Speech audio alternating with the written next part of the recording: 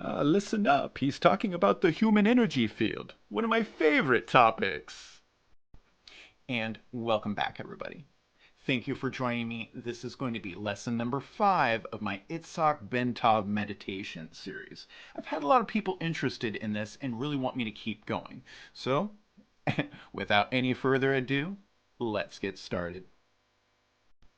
So I'm going to first start off by explaining what the human energy field is, just a little bit. If you already know about this, this is for a lot of the new people. But Bentov believed that our bodies are more than just like biological machines.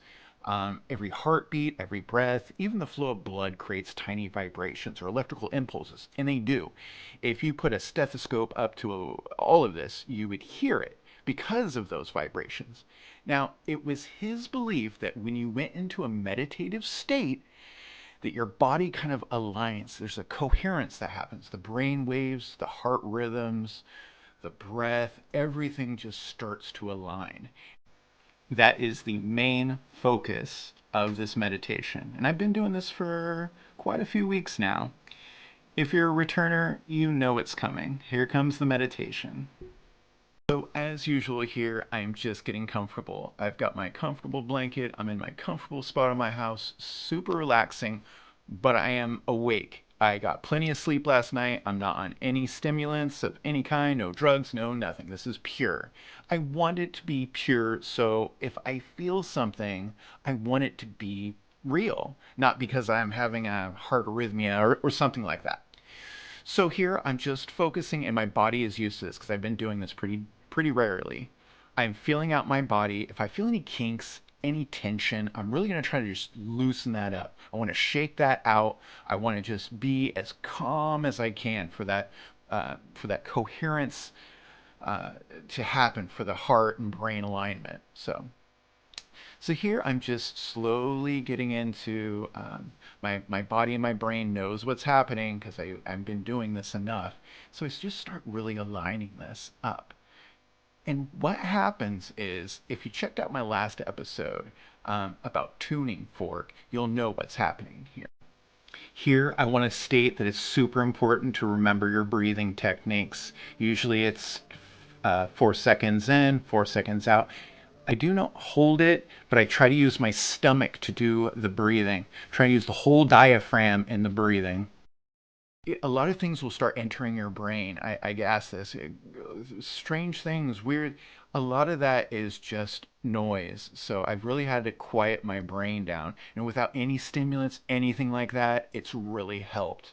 So quietness, a mindfulness is a better word that I think a lot of you will recognize. Mindfulness, and if you really haven't looked into that type of meditation, I highly recommend it.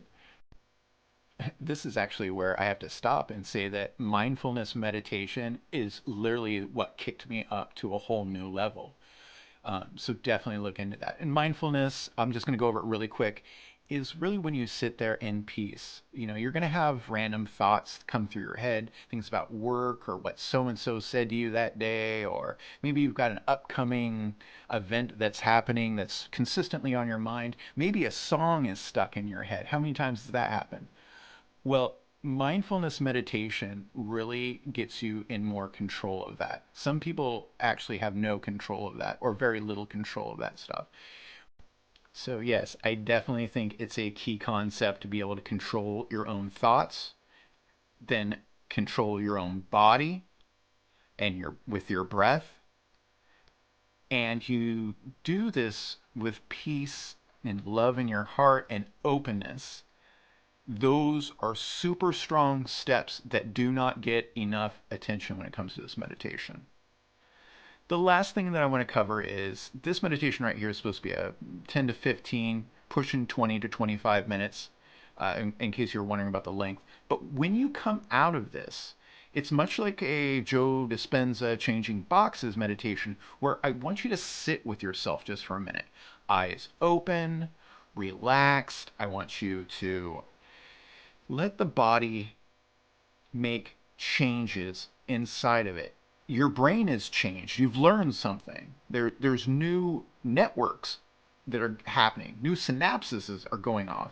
I want you to give your body just a chance to get adjusted to that. Because what I see happen too often is people come out of a meditation real quick and they're back in the real world and they're talking fast and blah, blah, blah.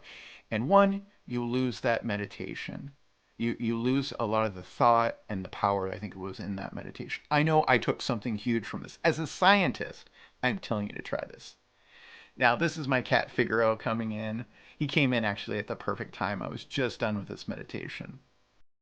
I want to take a moment here to talk about something scientific, then something sad about Bentov, and then I'm going to leave you with a special gift. The scientific facts about this is that quantum entanglement actually explains a lot of this stuff. And in fact, quantum entanglement helped us. You see, there's a concept called decoherence. You see, right now, we can actually teleport things, small photons, electrons, atoms, instantly. It is through a process called quantum entanglement. Go look that up if you want to go down that rabbit hole. But how this turns all ties into the Bentov meditation is that when his belief about being aligned and quieting everything, the only thing that's limiting us from teleporting stuff further is that decoherence. And what that is things like light, vibration, other things, noise, background. But when you can separate all that, just like when we meditate, and we can separate all that other stuff, there is a way better connection, way better vibration, way better tuning for happening than anybody can possibly believe. It really was until quantum entanglement and the processes and theories of that when a lot of scientists came on board and came back to meditation and said, wait a minute, there might be something here. And in fact, that's my first, I got tasked with taking about 150 scientists from way back, people I never heard of, even when I went to school. Just people find out what they knew, what they talked about, and then I had to cross-reference it to see if any of that came true or what they talked about was proven true later. That's why today I still make videos about Itzhak Bentov. I can't even start to explain to you how many things he got right, and back in a time when there was no computers. He was an engineer. He was a mystic, but his approaches were, in my opinion, some of the best. So I said we were going to talk about something sad, and it is sad. It is about the passing of Itzhak Bentov. He died at age 55. He died May 25th, 1979, at Chicago's O'Hare Airport. Flight Airlines, American Airlines Flight 191, shortly after takeoff, had a catastrophic failure. The left engine detached from it and killed all 271 people on board, including 2 people that were on the ground.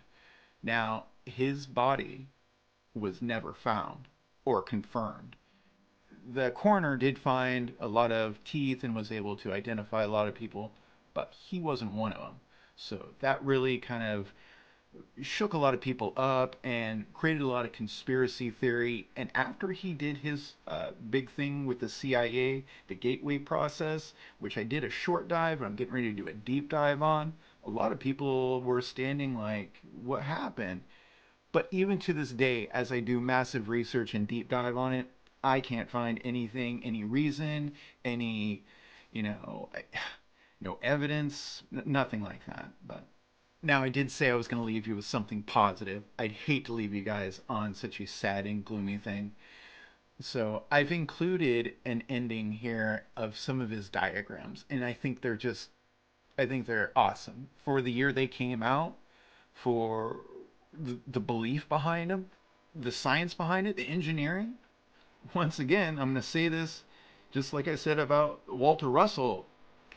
The information inside the diagrams are amazing.